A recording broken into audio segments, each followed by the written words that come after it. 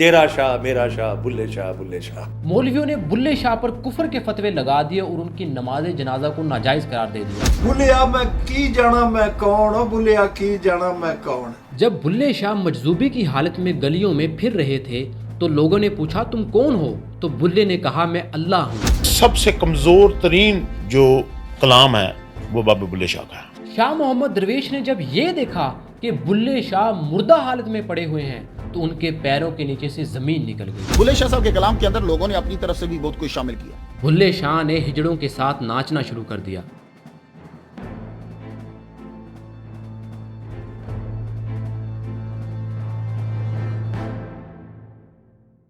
بلے شاہ کے دو مرید رمضان کے مہینے باہر بیٹھے گاجر کھا رہے تھے، تبھی وہاں سے کچھ مولوی گزرے۔ جب انہوں نے دیکھا کہ رمضان کے مہینے میں یہ باہر بیٹھے گاجر کھا رہے ہیں تو مولویوں نے پوچھا تم کون ہو؟ تو انہوں نے کہا ہم مسلمان ہیں۔ تو مولویوں نے کہا کہ آپ مسلمان ہو کر گاجر کھا رہے ہو؟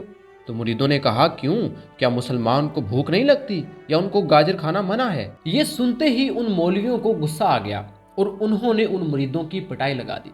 اب وہ یہ دیکھنے کے لیے گئے کہ آخر ان کا پیر کون ہے جو ان کو ایسی چیزیں سکھاتا ہے۔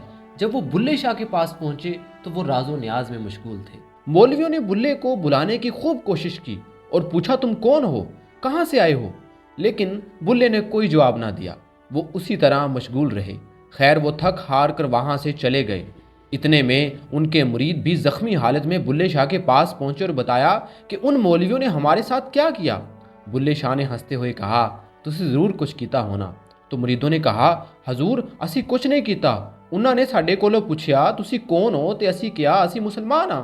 تو بلے شاہ نے کہا تسی تے گالی کٹ کھان والی کیتی ہے، انہاں تواڈے کولوں پوچھیا کہ تسی کون ہو، تسی کچھ ہون دا دعویٰ کیتا ہے تے کٹ کھادی ہے۔ او ایتھے میرے کول بھی آئے سن، میرے کول بھی پوچھیا کہ تسی کون ہو، میں کچھ ہون دا دعویٰ نہیں کیتا تے انہاں مینوں کچھ نہیں آکھیا۔ تو مریدوں نے پوچھا کہ مرشد پھر تسی کون ہو؟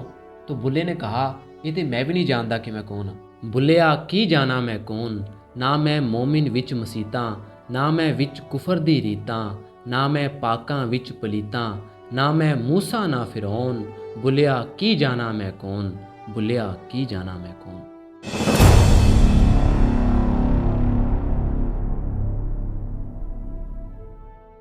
جب ہم ادب، فلسفے، مصوری، فن تعمیر یا فنون لطیفہ کی کسی بھی پہلو کی جڑیں تلاش کرتے ہیں، خاص طور پر مشرق وسطیٰ کی تہذیب میں، تو ایک شہر ایسا ہے جو اپنے جادوئی اثر کے ساتھ ہمارے سامنے آ کھڑا ہوتا ہے، اور وہ شہر ہے بخارا۔ بخارا کوئی عام شہر نہیں تھا، بلکہ یہ تہذیب، ثقافت، علم، دانائی، فن اور آرٹ کا زندہ نمونہ تھا۔ یہاں صرف شاعر، عالم اور دانشور ہی نہیں آتے تھے، بلکہ تاجر اور سیاح بھی دور دور سے اس شہر کی طرف کھینچے چلے آتے تھے۔ امام بخاری کا نام تو آپ نے ضرور سنا ہوگا، اور کون ہے جو عظیم مسلم فلسفی ابن سینا کو نہیں جانتا؟ پھر فردوسی اور جامی جیسے بڑے نام اور سلسلہ نقشبندیہ کے عظیم بزرگ حضرت بہاؤالدین نقشبند، مسلم فکر، فلسفہ اور تہذیبی ورثے کے یہ تمام روشن چراغ کسی نہ کسی طرح بخارا ہی سے جڑے ہوئے تھے۔ پھر تاریخ کے کسی موڑ پر ایک ایسا لمحہ آیا کہ بخارا کے ایک عظیم مرتبہ بزرگ حضرت جلال الدین بخاری نے یہ فیصلہ کیا کہ اب ہم نے جو ہے وہ بخارا کو چھوڑ دینا ہے۔ اس کے بعد انہوں نے اپنے اہل و عیال کے ساتھ ہندوستان کی طرف ہجرت کی۔ ان کا پہلا پڑاؤ ملتان تھا، وہ ملتان جو اس زمانے میں علم، آگاہی اور تہذیب کا ایک بڑا مرکز سمجھا جاتا تھا۔ صدیوں سے بہتے دریائے چناب کے کنارے آباد یہ شہر اپنے وقار اور عظمت میں کسی طرح بھی بخارا سے کم نہ تھا۔ یہیں حضرت جلال الدین بخاری نے اس وقت کے عظیم صوفی بزرگ حضرت بہاؤالدین ذکریہ ملتانی کے ہاتھ پر بیعت کی، ان کے حلقہ ارادت میں شامل ہوئے اور بعد ازاں اچ گیلانیاں جا کر مستقل طور پر آباد ہو گئے۔ بخارا کی مٹی سے پھوٹنے والا یہ پودا ہندوستان، پنجاب کی فضاؤں میں پھلتا پھولتا ایک تناور درخت بن چکا تھا، لیکن وقت کا بہاؤ کبھی ایک جیسا نہیں رہتا۔ صدیاں گزرتی چلی گئیں، کئی نسلوں بعد حضرت جلال الدین بخاری ہی کی نسل سے ایک بزرگ سخی شاہ محمد درویش کے گھر ایک بچے نے جنم لیا۔ کچھ سواہ نگار کہتے ہیں کہ اس نو مولود کا نام عبداللہ رکھا گیا، اور کچھ کے مطابق نام کچھ اور تھا۔ شاہ محمد درویش نے اس کا نام جو بھی رکھا، لیکن آج دنیا اسے بلے شاہ کے نام سے جانتی ہے۔ شاہ محمد درویش بہت پارسا بزرگ، عالم دین، فارسی اور عربی میں کمال مہارت رکھنے والے صوفی بزرگ تھے۔ کہتے ہیں سانپ اور فقیر کا کوئی دیس نہیں ہوتا، پوری دھرتی ہی ان کا وطن ہوتی ہے۔ صرف 6 سال کی عمر کا بلے شاہ اپنے والد کے ساتھ ہجرت پر جاتا ہے اور یہ اس کی زندگی کا پہلا سفر اور پہلی ہجرت ہے، اور یہی سفر جو تھا وہ ہماری تاریخ کی کایا پلٹنے کا سبب بنتا ہے، کیونکہ اس کی بدولت شاہ محمد درویش کا بیٹا عبداللہ اب عبداللہ نہ رہا بلکہ بھلا بن گیا۔ اچ گیلانیہ سے چلنے والے اس قافلے کا پہلا مستقل پڑاؤ ملک وال میں تھا۔ چند ہی دنوں میں شاہ محمد درویش کے علم و فضل، تقویٰ و پرہیزگاری کے چرچے چار سو ہونے لگے۔ دور دور سے لوگ آتے اور ان کی صحبت سے مستفیض ہوتے۔ ایسے ہی ان کے چرچے پانڈوکے کے جاگیرداروں تک بھی پہنچے اور وہاں کی عوام تو بہت پہلے ہی ان کی شخصیت کے گن گا رہی تھی۔ شاہ محمد درویش کا ارادہ ملک وال میں مستقل رکنے کے لیے تھا، لیکن پانڈوکے کی عوام اور ملکوں کے اصرار پر انہیں اگلا رخت سفر پانڈوکے کی طرف باندھنا پڑا۔ شاہ محمد درویش پانڈوکے کی جامع مسجد کے امام بن گئے اور سلسلہ درس و تدریس بھی جاری رکھا، اور ان کی بدولت پانڈوکے دینی علوم کا مرکز بن گیا۔ یہ بلے شاہ کے لڑکپن کے دن تھے اور مویشیوں کی دیکھ بھال ان کے ذمے تھی۔ وہ سارا دن مویشی چراتے اور شام کو واپس لے آتے۔ ایک دن وہ حسب معمول چراگاہ میں گئے اور ریوڑ کو کھلا چھوڑ کر خود ایک درخت کے نیچے سو گئے۔ اب چرواہا اگر بے پرواہ ہو جائے تو پھر ریوڑ اپنی حد میں نہیں رہتا۔ مویشیوں نے جیون خان کی ساری فصل تباہ کر دی۔ جیون خان نے جب یہ دیکھا کہ اس کا کل سرمایہ جو ہے وہ لٹ چکا ہے تو وہ روتا ہوا شاہ محمد درویش کے پاس آیا، دکھ بھرے انداز میں شکایت کی کہ آپ کے صاحبزادے نے میری ساری فصل تباہ کر دی ہے۔ شاہ محمد درویش جب جیون خان کو لے کر وہاں گئے جہاں بلہ سو رہا تھا تو انہوں نے دیکھا کہ ایک ناگ پھن پھیلائے بلے کے اوپر بیٹھا ہوا ہے۔ جب انہوں نے دیکھا کہ انہیں لگا کہ شاید وہ ناگ جو ہے بلے کا سارا خون پی چکا ہے، انہوں نے دیکھا کہ شاید بلہ جو ہے وہ مردہ حالت میں پڑا ہوا ہے، لیکن جیسے ہی انہوں نے تھوڑا سا قدم بڑھایا تو قدم کی آواز سنتے ہی جو ناگ تھا وہ بھاگ کھڑا ہوا اور بلہ اٹھ کر بیٹھ گیا۔ شاہ محمد درویش حیران بھی ہوئے اور خوش بھی، اور پھر سختی سے پوچھا کہ بیٹے تم نے فصل تباہ کر دی؟ جواباً بلے نے انکار کر دیا اور یہ کہا کہ آپ جا کر خود دیکھ لیں، فصل بالکل پہلے جیسی ہی ہے۔ جیون خان جب شاہ محمد درویش کو اپنی اجڑی ہوئی فصل کے پاس لے گیا تو اس کی حیرانی کی انتہا نہ رہی۔ اس نے دیکھا کہ فصل بالکل پہلے کی طرح ہری بھری تھی۔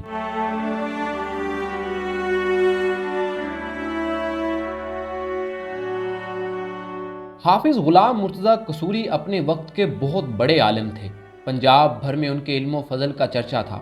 دور دور سے شائقین علم ان کے پاس آ کر اپنی پیاس بجھاتے اور ان کی مثال ایک ایسے میٹھے کنویں جیسی تھی کہ جس کا ٹھنڈا اور میٹھا پانی سب کے لیے آب شفا اور آب حیات ثابت ہوتا۔ ان کی اس فضیلت کی وجہ سے شاہ محمد درویش نے بلے شاہ کو ان کے پاس بھیجا، کیونکہ وہ جانتے تھے کہ غلام مرتضیٰ قصوری ایک ایسا جوہری ہے جو اس ہیرے کو مزید نکھار سکتا ہے۔ بلے شاہ نے جب حافظ صاحب کے سامنے زان و تلمذ طے کیے تو یہ نہ صرف ان کی زندگی بلکہ پنجاب کی فوک وزڈم اور لوک شاعری کا پہلا بڑا حادثہ تھا، اور دوسرا حادثہ تب ہوا جب جنڈیالہ شیر خان کے وارث شاہ ان کے سامنے اپنی پیاسی آنکھیں لے کر پیش ہوئے۔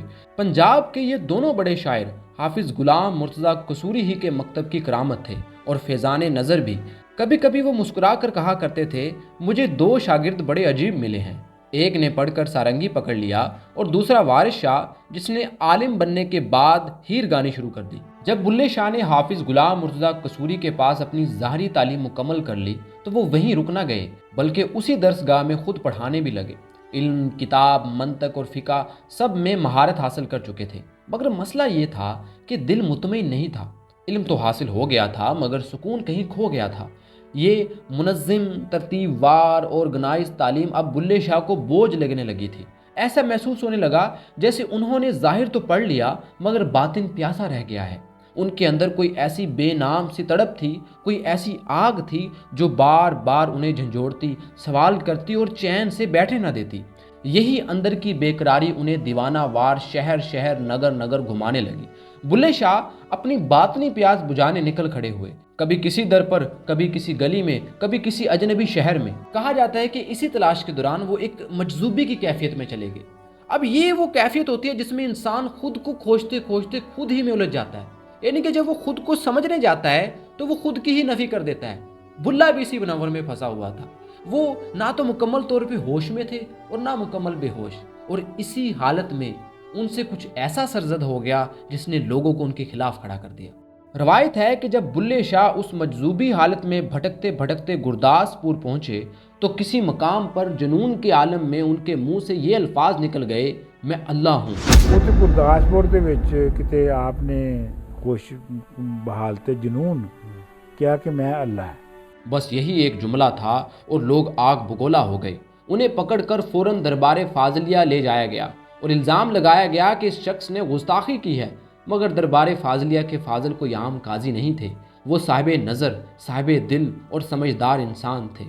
उन्होंने बुल्ले शाह को देखा, उनकी आंखों में झांका और फौरन जान गए कि ये कोई आम शख्स नहीं, ये कोई और ही आग में जल रहा है।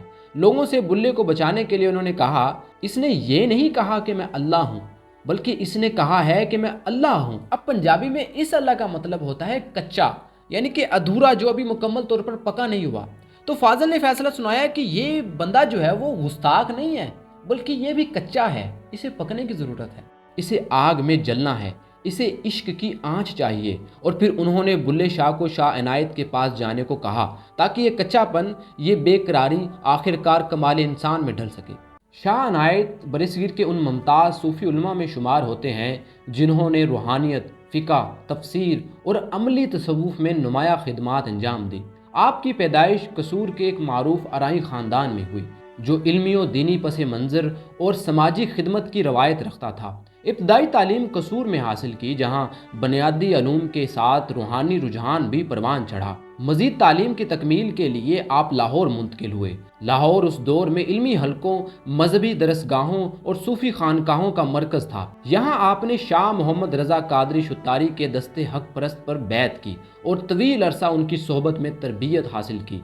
इस सिलसिले में आपको खिलाफत अता हुई, जिसके बाद आपको कसूर में इकामत का हुक्म दिया गया। कसूर में आपकी खानका ने कम अरसे में इल्मी और रूहानी सरगर्मियों का मरकज़ बनने की सूरत अख्तियार कर ली। मुख्तलिफ इलाकों से तुलबा, उल्मा और आम अफराद इस्तिफ़ादा की गर्ज से आपके पास आते। मकामी हुक्मरान हुसैन खान खवेशगी के साथ इख्तलाफात की वजह से आपको कसूर छोड़ने का हुक्म दे दिया गया, जिसके बाद आपने लाहौर के अंदर मुस्तकिल सकूनत अख्तियार कर ली। लाहौर में आपकी इल्मी और रूहानी नशिस्तें बाकायदगी से मुनाक़द होने लगीं।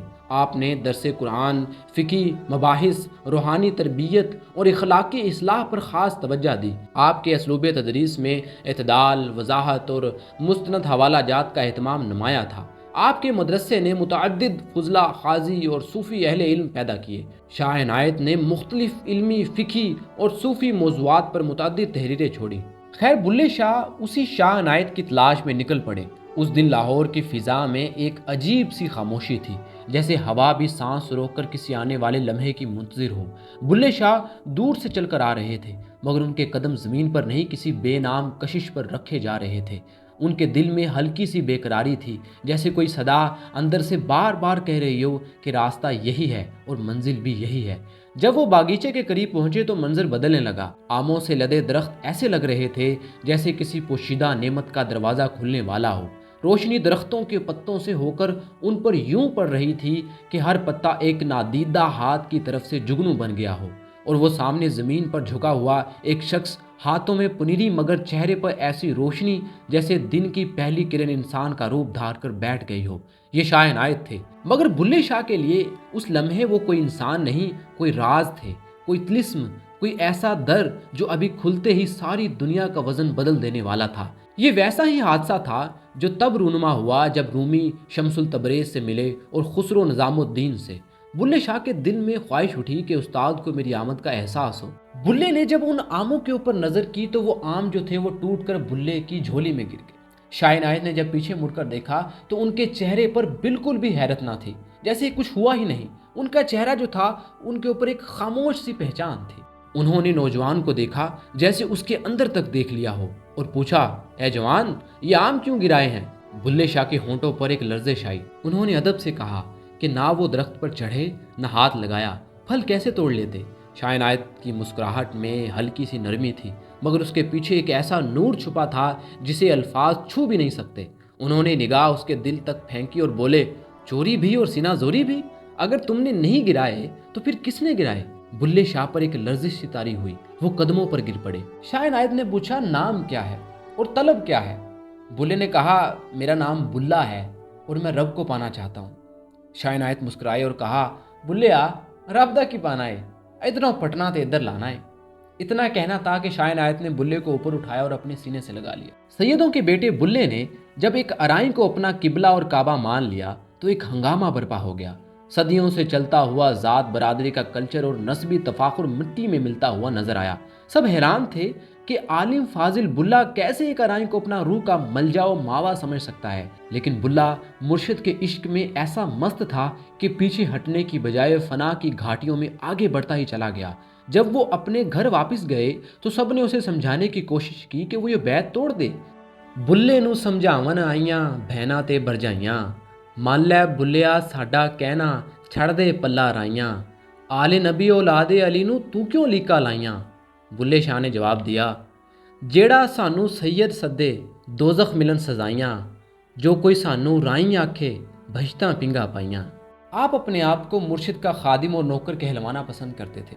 برادری سے مخالفت کے باوجود مرشد کے زیادہ گرویدہ رہے، یہاں تک کہ اپنے گھر اور گھر والوں سے قطع تعلق کر لیا۔ بلے شاہ کے دل پر مرشد کی محبت کا ایسا گہرا رنگ چڑھ گیا تھا کہ اسے مرشد کے سوا کسی اور نشے کا ہوش و حواس نہ رہا۔ اس کیفیت نے اس کے اندر ایک عجیب سی لا تعلقی اور بے پرواہی پیدا کر دی، اور اس کی سیرت میں وہ رنگ آمیزی آ گئی جو خالص عاشقانہ مزاج کی پہچان بن جاتی ہے۔ پروفیسر پورن سنگھ نے اپنی کتاب the spirit of oriental poetry میں بلے شاہ کی زندگی کے اسی دور کا ایک نہایت دلچسپ واقعہ بیان کیا ہے۔ ایک دن بلے شاہ نے ایک نوجوان عورت کو دیکھا جو اپنے شوہر کی آمد کے انتظار میں سر گوندھ رہی تھی۔ یہ منظر دیکھ کر بلے کے دل میں ایک عجیب سی امنگ جاگی۔ وہ بھی اس عورت کی طرح سر گندھوا کر اپنے مرشد کے ڈیرے کی طرف چل پڑے کہ میں بھی اپنے مرشد سے جا ملوں۔ دنیاوی رجحان رکھنے والے لوگوں کو اس طرح کا عمل بظاہر مذاقہ خیز محسوس ہو سکتا ہے، مگر در حقیقت اس واقعے سے نہ صرف بلے شاہ کے عشق کی گہرائی اور اس کے دل کی تڑپ ظاہر ہوتی ہے، بلکہ اس کی فقیرانہ بے نیازی اور مرشد پر دل و جان سے فدا ہونے کا بے اختیار جذبہ بھی پوری طرح نمایاں ہو جاتا ہے۔ حقیقی عاشقوں کی طرح بلے شاہ نے اپنی مردانہ اناہ کو ترک کر دیا اور اپنے آپ کو ایسی لاچار اور بے سہارا عورت کی صورت میں ڈھال لیا جو خودی کو چھوڑ کر مکمل طور پر محبوب کے سپرد ہو جاتی ہے۔ مرشد کی پناہ میں آنے سے پہلے بلے شاہ کے دل میں جو سوالات، شکوک و شبہات، اوہام اور وسوسے تھے وہ سب اندرونی روشنی میں غرق ہو گئے۔ جب بلے شاہ نے شاہ عنایت کا مرید بننے کا ارادہ کیا تو لوگوں نے اسے سمجھایا کہ یار تو صاحب علم و فاضل ہے، تو کرامتی قوتوں کا حامل ہے اور محمد کی ابدیت سے تعلق رکھتا ہے، اور پھر تو ایک نچلی ذات کے ارائیں اور ایک عام درجے کے باغبان کے ساتھ جو ہے تو اس کا مرید بننے جا رہا ہے، یہ تمہارے لیے باعث شرم نہیں ہے؟ بلّہ سماج سے دھتکار دیا گیا۔ خاندان والے اس وجہ سے نفرت کرنے لگے کہ اس نے اپنے نسب کا لحاظ کیے بغیر ایک غیر سید کے ہاتھ بیعت کر لیا، اور لوگ بلے کو ناچنے اور گانے والا سمجھ کر تضحیق کرتے، اور پھر بلے شاہ نے گدھے رکھ لیے اور ان کے ساتھ رہنے لگا، جس نے جلتی پر تیل کا کام کیا، اور لوگ بلے کو کھوتیاں والا کہہ کر تضحیق کرنے لگے۔ لیکن بلّہ ان سب سے بے نیاز تھا۔ صوفی توجہ کا طالب نہیں ہوتا، فقیر کو دنیا داری کی فکر نہیں ہوتی۔ بلّہ کسی کی بھی فکر کیے بغیر اناء الحق کی منزلیں طے کرتا ہی چلا گیا۔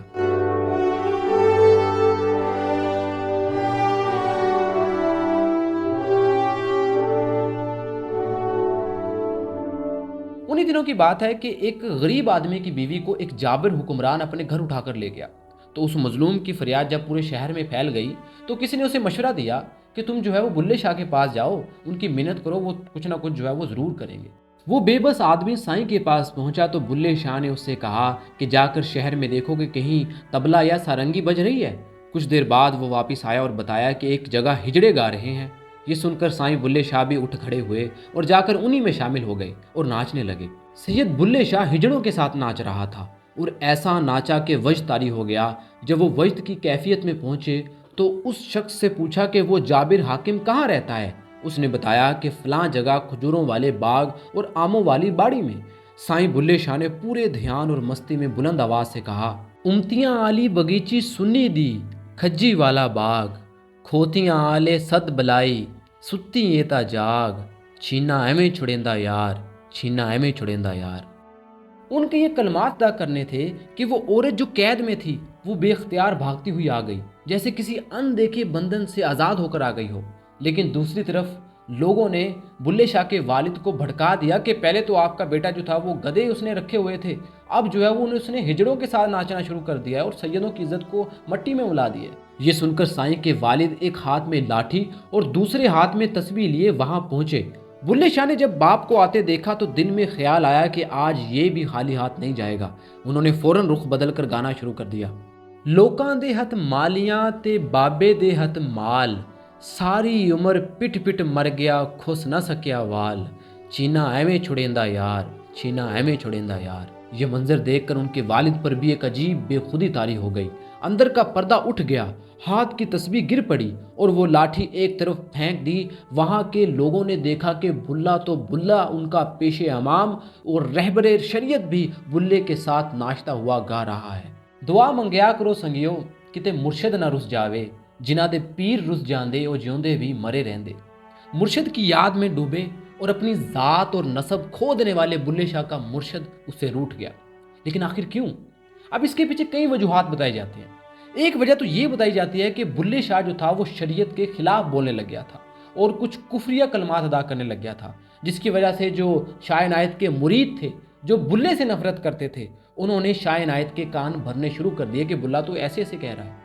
دوسری وجہ یہ بتائی جاتی ہے کہ شاہ عنایت کے جوائی مولوی ظہور احمد قصور بلے سے ملنے گئے، لیکن بلے شاہ اپنے استاد کی لڑکی کی شادی کے انتظام میں مصروف تھے، جس کی وجہ سے وہ مولوی ظہور کی زیادہ خدمت نہیں کر سکے۔ تو مولوی نے شاہ عنایت کو آ کر بتایا کہ وہ ہمیں ارائیں سمجھتا ہے، اپنے آپ سے گھٹیا سمجھتا ہے، اس لیے اس نے مجھے منہ نہیں لگایا۔ بلّا مولوی، قاضی، سماج سب سے لڑ رہا تھا کیونکہ مرشد کے عشق کی طاقت اسے سب سے بے نیاز اور بے پرواہ بنا رہی تھی۔ بلّا سب سے لڑ سکتا تھا، لیکن مرشد کے رخ پھیرنے سے بلے کی حالت اس مچھلی کی جیسی ہو گئی جو بن پانی کے ہو۔ بلے کے آسمان سے خوشی اور نصیب کے تمام ستارے ٹوٹ گئے اور اندھیری رات چھا گئی۔ بلّا روتے روتے گاتا تھا، مینوں چھڑ گئے آپ لد گئے میں وچ کی تقصیر، راتی نیند نہ دن سکھ ستی اکھیں پلٹیاں نیر، چھوئیاں تے تلواراں کولوں عشق دے تکھے تیر، عشق جڈا نہ ظالم کوئی آ زحمت بے پیر، ایک پل سائے آرام نہ آوے بری بری ہوندی پیڑ، بلّا شہو جے کرے عنایت دکھ ہون تغیر، مینوں چھڑ گئے آپ لد گئے میں وچ کی تقصیر۔ بلّا دیوانوں کی طرح گلی گلی بھٹکتا، سڑکوں کی گرد چھانتا اور دن رات تڑپتا رہتا۔ بلے کی طلب اب جنون بن چکی تھی۔ خیر آخر کار بلّا بھٹکتا بھٹکتا روتا روتا شیخ محمد غوث گوالیاری جو شاہ عنایت کے پیروں کے پیر تھے کی قبر پر پہنچا، اس تمنا کے ساتھ کیونکہ یہ میرے پیر کے بھی مرشد ہیں تو شاید یہ میرے پیر کو منانے میں میری کوئی ہدایت فرما سکے۔ شیخ محمد غوث گوالیاری نے خواب میں بلے کو تان سین کی قبر پر حاضر ہونے اور وہاں اگی بیری کے 2.5 پتے کھانے کی ہدایت فرمائی۔ تان سین وہ نام ہے جو برصغیر کی موسیقی کی تاریخ میں محض ایک فنکار کے طور پر نہیں بلکہ ایک عہد، ایک کیفیت اور ایک استعارے کے طور پر زندہ ہے۔ وہ سر کا وہ مسافر تھا جس نے آواز کو محض آواز نہیں رہنے دیا بلکہ اسے روح کی زبان بنا دیا۔ اس کا اصل نام رامن پانڈے تھا، مگر وقت نے اسے تان سین کے نام سے وہ دوام عطا کیا جو صرف انہی کو نصیب ہوتا ہے۔ اس کے نزدیک سر خدا سے مکالمہ تھے۔ وہ گاتا تو یوں محسوس ہوتا جیسے کوئی صوفی خاموشی کو آواز دے رہا ہو۔ فراق کے ناک کا ڈسا ہوا بلّا تان سین کی قبر پر حاضر ہوا۔ بلے نے بیری کے پتے کھائے تو ان میں موسیقی کا کمال پیدا ہو گیا، اور وہ کمال ایسا تھا کہ ہمارے عہد کے بڑے بڑے گائک بھی بلے کے نام پر اپنا سر جھکا لیتے تھے۔ استاد بڑے غلام علی خان اور ملکہ ترنم نور جہاں سے متعلق یہ مشہور ہے کہ وہ جب بھی قصور جاتے تو حضرت بلے شاہ کی سارنگی کو عقیدت سے چوما کرتے تھے۔ تان سین سے گائکی اور راگ کا فیض لینے کے بعد بلّا اپنے وقت کی مشہور رقاصہ مراد بیگم کے پاس گیا اور ان سے انہوں نے ناچ سیکھا۔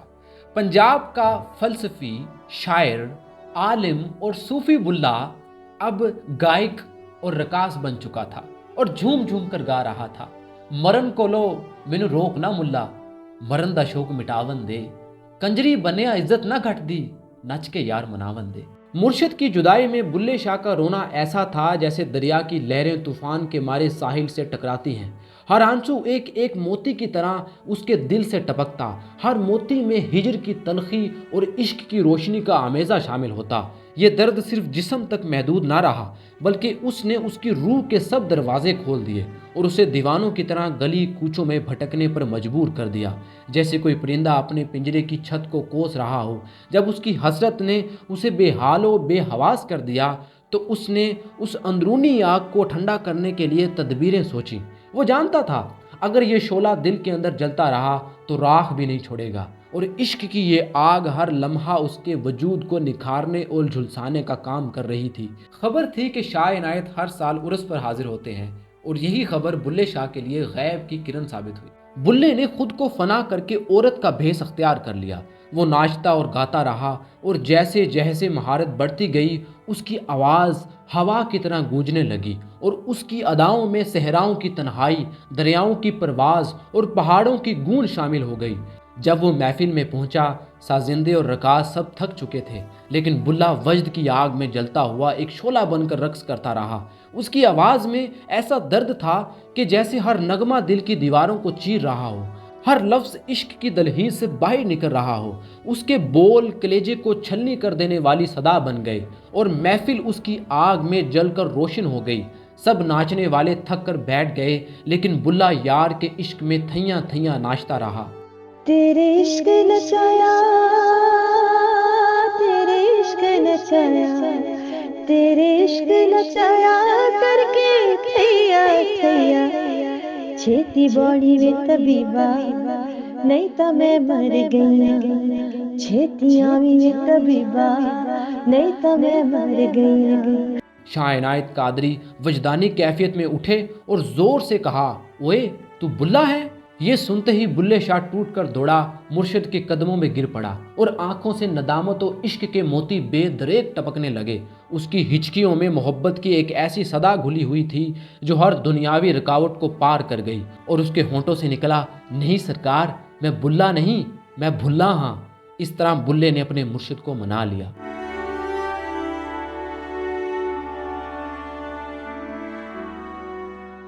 اب کیونکہ کچا بلّا مکمل طور پر پک چکا تھا، تو ان کے مرشد نے انہیں حکم دیا کہ تم اب قصور جاؤ، اور وہی تمہارا اب مستقل ٹھکانہ ہے۔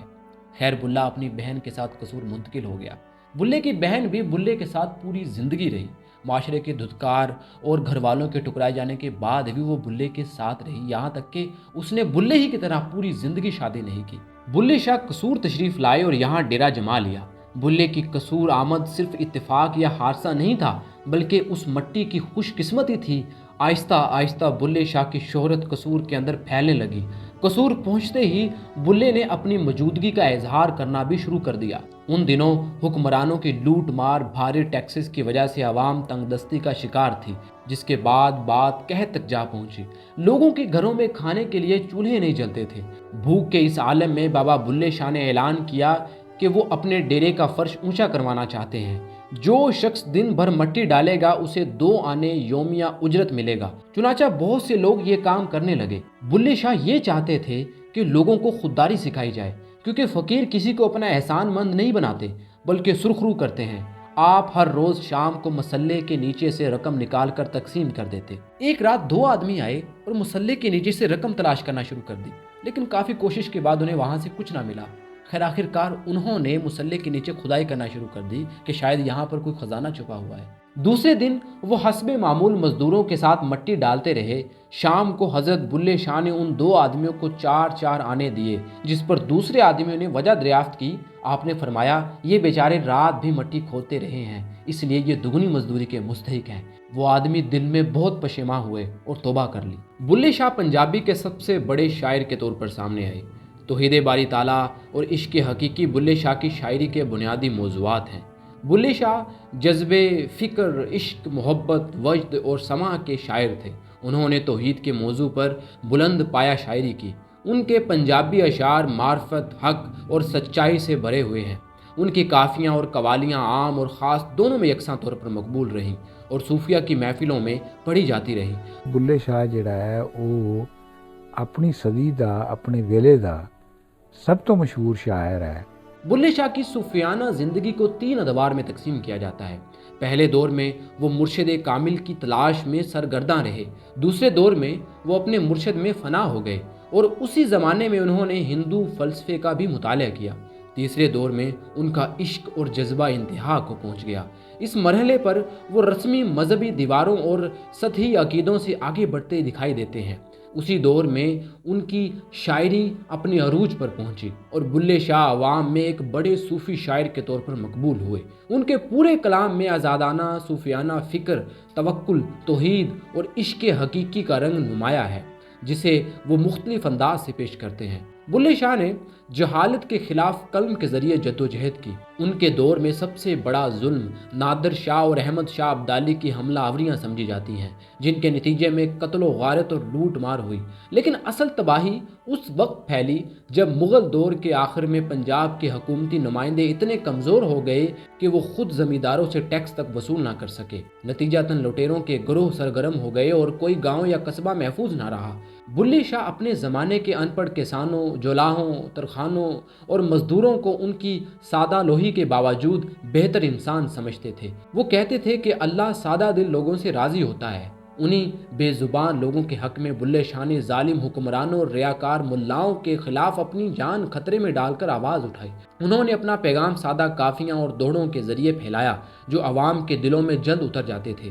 ان کی شاعری نے کبیر اور شاہ حسین کے کلام کی طرح ظالموں کے دلوں پر اثر ڈالا اور ان کے ضمیر کو جھنجھوڑا۔ ان کی شاعری محبت، بھائی چارے اور انسان دوستی کا پیغام دیتی ہے۔ انہوں نے پنجابی شاعری کو نیا رنگ دیا، سچ پر ڈٹے رہنے کا حوصلہ دیا اور اپنے زمانے کی فرسودہ روایات پر کھلی تنقید کی۔ بلے شاہ اس قدر کمال کے شاعر تھے کہ ہم سوچ بھی نہیں سکتے۔ اگر ہم ان کی ایک مشہور کافی کی آخری لائن دیکھیں نا، جس میں وہ کہتے ہیں کہ تینو کافر کافر آکھ دے تو آہو آہو آکھ، اب اس کو اگر دیکھیں غور سے تو یہ دو طرح کے ہمیں معنی دے رہا ہے۔ ایک تو یہ کہ تینو کافر کافر آکھ دے تو آہو آہو آکھ، یعنی لوگ جو ہیں وہ تمہیں کافر کافر کہہ رہے ہیں، تم پر تہمت لگا رہے ہیں۔ اب دوسرا معنی یہ ہے کہ تینو کافر کافر آکھ دے تو آہو آہو آکھ، یعنی کافر کہا اور تھوڑا سا پوز دیا اور تینو کافر آکھ دے۔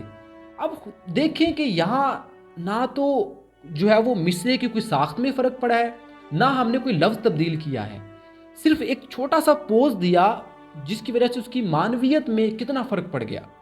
تو یہ کوئی عام بندہ نہیں کر سکتا، کوئی عام شاعر اس طرح کا مصرع نہیں بنا سکتا جو کہ بیک وقت دو معنی جو ہے وہ لوگوں تک پہنچا رہا ہو۔ وہ ایک ایسے دور میں سانس لے رہے تھے جب سیاسی بے چینی، سماجی ناانصافیاں اور مذہبی فرقہ بندی اپنے عروج پر تھیں۔ ریا، فریب، ظلم عام تھا، مگر بلے شاہ ان حالات میں الجھنے کی بجائے ایک آفاقی سوچ کے ساتھ سامنے آئے۔ انہوں نے اپنی مادری زبان میں لوگوں کو بہتر، پرامن اور باقاعدہ زندگی کا راستہ دکھایا۔ بلے شاہ کی زبان سادہ ہے مگر اس میں جذبے کی شدت اور فکر کی گہرائی پائی جاتی ہے۔ وہ بیک وقت صوفی بھی ہیں اور بلند مرتبہ فنکار بھی۔ ان کی کافیاں آج بھی زندہ ہیں۔ پڑھ پڑھ علم ہزار کتاباں، کدی اپنے آپ نو پڑھیا ہی نہیں۔ پج پج وڑدا مندر مسیتاں، کدی من اپنے وچ وڑیا ہی نہیں۔ ایویں روز شیطان نال لڑدا، کدی نفس اپنے نال لڑیا ہی نہیں۔ بلے شاہ آسمانی اڑدیاں پھڑدا ہے، جڑا گھر بیٹھا اونوں پھڑیا ہی نہیں۔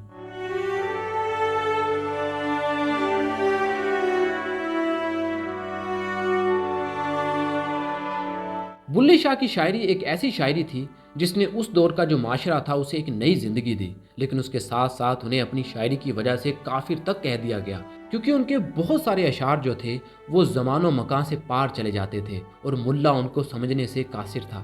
بلیا پی شراب تے کھا کباب، ہیٹ بال ہڈاں دی اگ، چوری کر تے بھن گھر رب دا، اوس ٹھگاں دے ٹھگ نو ٹھگ۔ بلے شاہ نے جب اس طرح کے اشعار اور اس طرح کی باتیں کہنی شروع کی تو قصور کے جو مولوی تھے وہ بلے کے خلاف ہو گئے، یہاں تک کہ بلے کے اوپر کفر کے فتوے لگا دیے اور بلے کو قصور سے باہر نکال دیا۔ اب قصور کے اس مولویانہ معاشرے، اس مولویانہ ذہن کے جو معاشرہ تھا، اس نے جب بلے کو قصور سے باہر نکالا تو بلے نے کہا، چل بلیا چل اتھے چلیے جتھے سارے انے، نہ کوئی ساڈی ذات پچھانے نہ کوئی سانو منے۔ بلے عاشق ہویا رب دا ہوئی ملامت لکھ، تینو کافر کافر آکھ دے تو آہو آہو آکھ۔ چل بلیا چل اتھے چلیے جتھے سارے انے، نہ کوئی ساڈی ذات پچھانے نہ کوئی سانو منے۔ بلے شاہ کی فکر کو اگر ایک لفظ میں سمیٹا جائے تو وہ لفظ انکار نہیں بلکہ باشعور انکار ہے۔ سماج کی خود ساختہ رسوم، فرسودہ رواج، مولویانہ مذہبی گھٹن اور مذہبی تشدد کا انکار، اور اگر اس انکار کو کسی عمل میں دیکھا جائے تو وہ خاموش مگر توانا مزاحمت بن جاتا ہے۔ بلے شاہ کا انکار محض رد عمل نہیں بلکہ ایک گہری فکری مزاحمت ہے جو سماج، مذہب کے ٹھیکیداروں، ریاستی جبر اور جمود زدہ روایتوں کے خلاف اٹھتی ہے۔ بلے شاہ نے سب سے پہلے اس سماجی ضابطے کو چیلنج کیا جو انسان کو ذات، پیشہ اور نسب کی بنیاد پر بانٹتا تھا۔ ایک سید ہو کر آرائیں مرشد کی بیعت کرنا محض روحانی فیصلہ نہیں تھا، یہ اس پورے سماجی ڈھانچے کے منہ پر تمانچہ تھا جو انسان کی قدر کو خون، ذات اور منصب سے ماپتا تھا۔ بلے کا یہ عمل اعلان تھا کہ روحانی وقار کسی نسل کی میراث نہیں، یہی وہ مقام ہے جہاں بلہ ایک فرد سے بڑھ کر ایک فکری احتجاج بن جاتا ہے۔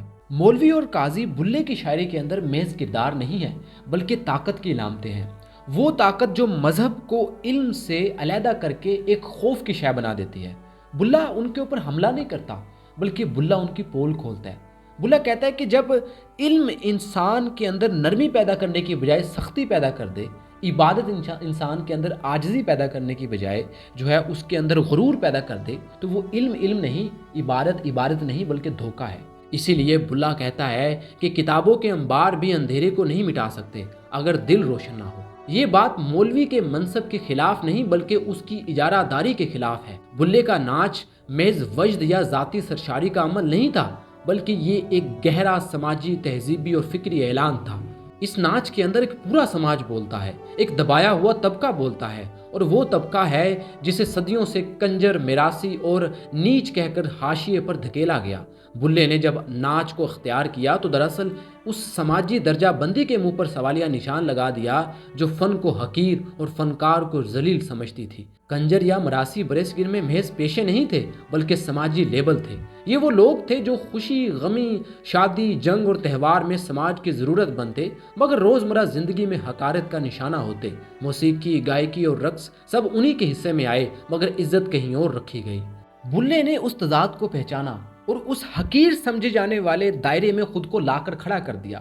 وہ سید ہو کر ناچا، وہ عالم ہو کر گایا، اور یوں اس نے یہ پیغام دیا کہ جو فن ہے وہ انسان کو پست نہیں کرتا بلکہ سماج کی تنگ نظری انسان کو پست کرتی ہے۔ جب لوگ سنگیت کار کو مراسی کہہ کر تضحیک اڑاتے تھے تو بلے نے گائکی کو اپنا اظہار بنایا۔ بلے نے گانے کو عبادت بنا دیا، ساز کو ذکر بنا دیا اور جسم کی حرکت کو روح کی زبان۔ اس عمل کے ذریعے اس نے ان لوگوں کی سماجی حیثیت بلند کی جنہیں صدیوں سے نیچا دکھایا جاتا رہا۔ بلے کا ناچ اس طبقے کے لیے اعلان وقار تھا جو ہاتھ ساز بجاتا ہے وہ کمتر نہیں، جو بدن رقص میں ڈھلتا ہے وہ ناپاک نہیں۔ مولوی کا کردار بلے کے عہد میں صرف مذہبی رہنما کا نہیں تھا بلکہ وہ سماجی نفرت کا معلم بھی تھا۔ مذہب کو شناختی جنگ میں بدل دیا گیا تھا جہاں ہم اور وہ کی لکیر مسلسل گہری کی جا رہی تھی۔ مولوی دوسرے مذاہب سے نفرت سکھاتا، کفر و ایمان کی دیواریں بلند کرتا اور انسان کو انسان سے دور کرتا تھا۔ بلے نے اس نفرت کے نظام کو براہ راست للکارا مگر خطبے سے نہیں، انسانیت سے۔ بلے کا عشق کسی ایک مذہب تک محدود نہیں رہا، اس نے ہندو فلسفے سے سیکھا، مسلم تصوف کو جیا اور انسان کو مرکز بنایا۔ اس کی شاعری میں نہ مندر اجنبی ہے نہ مسجد اجارہ، وہ دل کو قبلہ مانتا ہے اور محبت کو دین۔ یہی وجہ ہے کہ بلہ بین المذاہب ہم آہنگی کی ایک زندہ مثال بن کر سامنے آتا ہے۔ وہ کسی کو اپنا مذہب چھوڑنے کو نہیں کہتا، وہ نفرت چھوڑنے کو کہتا ہے۔ بلے کے نزدیک گیت، ناچ، وجد وحدت کے راستے تھے نہ کہ تفریق کے۔ اس کا ناچ اسی وحدت کا استعارہ ہے جہاں ذات، پیشہ، مذہب اور طبقہ سب تحلیل ہو جاتے ہیں اور صرف انسان باقی رہتا ہے۔ یوں بلے کا ناچ ایک سماجی بغاوت بھی ہے اور تہذیبی شفا بھی۔ اس میں کنجر کی تحقیر کا انکار ہے، مراسی کی عزت کی بحالی ہے اور مذہبی نفرت کے مقابل انسان دوستی کا اعلان ہے۔ بلہ ناچتا ہے تو صرف اپنے لیے نہیں، وہ ان سب کی طرف سے ناچتا ہے جنہیں خاموش کر دیا گیا تھا، اور یہی ناچ اسے محض صوفی نہیں رہنے دیتا، وہ سماج کا ضمیر بن جاتا ہے۔ بلے کا انکار مذہب سے نہیں ہے بلکہ مذہب کا کاروبار کرنے والوں کے ہے۔ وہ خدا کے خلاف نہیں ہے بلکہ خدا کے نام پر بولی لگانے والوں کا شدید ناقد ہے۔ اسی لیے اس کی شاعری میں مسجد، ممبر، فتوے بار بار آتے ہیں مگر بطور تقدیس نہیں بلکہ بطور سوال۔ بلہ سوال اٹھاتا ہے اور سوال ہی اس کی سب سے بڑی مزاحمت ہے۔ وہ پوچھتا ہے کہ اگر خدا دل میں ہے تو پھر شور کیوں؟ اگر ایمان سچا ہے تو پھر نمائش کیوں؟ بلے شاہ کا سب سے خطرناک ترین انکار جو ہے وہ میں کے خلاف ہے، کیونکہ وہ فرد ہو یا ادارہ، جب میں بڑھنے لگ جاتی ہے تو وہ خدا بننے لگ جاتی ہے، اور بلہ اسی میں کو توڑتا ہے۔ اسی لیے وہ کہتا ہے نہ میں مومن نہ میں کافر، نہ میں موسیٰ نہ فرعون۔ بلے شاہ آج بھی زندہ ہے، اس لیے نہیں کہ اس کی کافیاں گائی جاتی ہیں، بلکہ اس لیے کہ اس کا سوال ابھی تک بے جواب ہے۔ جب تک مولوی تقدس کے نام پر خوف بیچتا رہے گا، جب تک قاضی انصاف کو طاقت کے تابع رکھے گا، جب تک سماج انسان کو ذات اور لیبل سے پہچانے گا، بلے کی مزاحمت جاری رہے گی۔ یہی وجہ تھی کہ بلے کا خدا مولوی کے خدا سے مختلف تھا۔ مولوی کا خدا قانون میں بند، فتوے میں قید اور فرقوں میں تقسیم تھا، لیکن بلے کا خدا وجود میں پھیلا ہوا تھا۔ چاہے وہ ہندو ہو، سکھ ہو، مسلم ہو، یہ سب اس کے نزدیک نام تھے، حقیقت انسان تھے۔ ملاؤں کا کہنا تھا کہ بلا شریعت کے خلاف ہے، وہ علم کے خلاف ہے، لیکن ایسا تو ہرگز نہیں تھا، کیونکہ بلا خود کہتا ہے شریعت ساڈی دائیے، طریقت ساڈی مائیے، اگوں حق حقیقت آئیے تے معرفتوں کچھ پایا ہے۔ آپ شریعت یا علم کے خلاف نہیں تھے، آپ ملا اور پنڈت کے خلاف تھے۔ آپ کیسے علم کے خلاف ہو سکتے ہیں؟ آپ کے والد عالم دین، آپ کے استاد عالم دین، خود آپ نے درس نظامی پڑھا ہوا ہے، جس کی نسل سے ہیں وہ باب العلم، اور جس نبی کا کلمہ پڑھا ہوا ہے وہ علم کی تلقین کرنے والا۔ قصور کے ان ملاؤں نے جیتے جی تو بلے کے ساتھ یہ رویہ رکھا ہی، لیکن جب وہ 1757 میں اپنے خالق حقیقی سے جا ملا، تب بھی انہوں نے ایک ایسا کارنامہ کر دکھایا جس کے اثرات کو وہ رہتی دنیا تک بھگتتے رہیں گے۔ بلے کی وفات کے بعد جب انہیں قصور کے اندر دفن کرنے کا فیصلہ کیا گیا تو ایک ہنگامہ کھڑا ہو گیا۔ ملاؤں نے کہا کہ بلا شریعت کے خلاف تھا اور دین کا باغی تھا، اس کی حرکتیں اسلامی تعلیمات کے خلاف تھیں اور وہ مسلمان حکمرانوں کا مخالف تھا، تو انہوں نے فتویٰ دیا کہ بلے شاہ کا جنازہ ناجائز ہے، اسی لیے اس کو قصور شہر کے قبرستان میں دفن کرنے کی اجازت ہرگز نہیں دی جائے گی۔ پھر بالکل ویسا ہی ہوا، بلے شاہ کو قصور شہر کے باہر ہی دفن کر دیا گیا۔ لیکن آج تاریخ نے ثابت کر دیا کہ کون زندہ ہے اور کون نہیں۔ قاضی، نواب، مفتی سب مٹی سے مٹی ہو گئے، لیکن آج ان کا نام لینے والا کوئی نہیں۔ لیکن بلا آج بھی اتنا ہی طاقتور ہے جتنا 270 سال پہلے تھا۔ رہی بات قصور کی، تو قصور بلے کے پیچھے پیچھے شہر سے باہر آ گیا اور اب وہ بلے شاہ کے مزار کے ارد گرد بستا ہے۔ تخت منور بانگا ملیاں تا سنیا تخت لاہور، عشقے مارے ایویں پھردے جیویں جنگل وچ ڈھور، رانجا تخت ہزارے دا سائیں ہن اتھوں ہویا چور، بلے شاہ اسا مرنا ناہی گور پیا کوئی ہور، بلے شاہ اسا مرنا ناہی گور پیا کوئی ہور۔